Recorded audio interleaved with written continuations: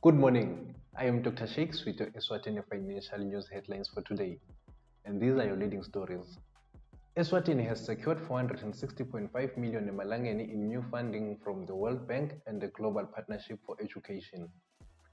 The funding announced during a media sensation breakfast held at Hilton Bavane Inn will support key initiatives under the Ministry of Education and Training aimed at strengthening early childhood learning, improving literacy, and keeping more learners in school. Moving to other news.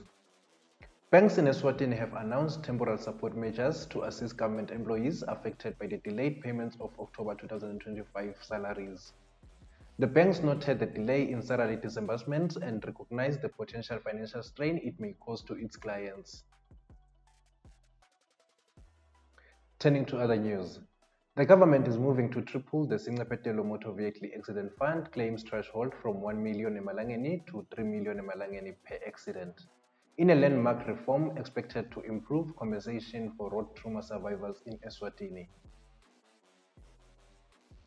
More stories making headlines. The simple act of sitting down for a meal has become a luxury. The dinner table, once a space for comfort and community, now mirrors the nation's economic realities: inflation, fuel costs, and supply chain disruptions. Each plate now doesn't carry only food, but the weight of a changing economy. Moving to more stories making headlines. The Eswatini Tourism Authority has released its monthly tourism statistical release for September 2025, revealing an optimistic picture of the kingdom's tourism performance. According to the report, a total of 90,772 arrivals were recorded during the month, marking a 0.7% increase compared to 2024.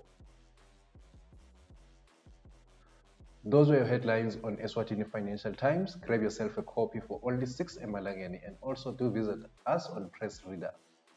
Thank you.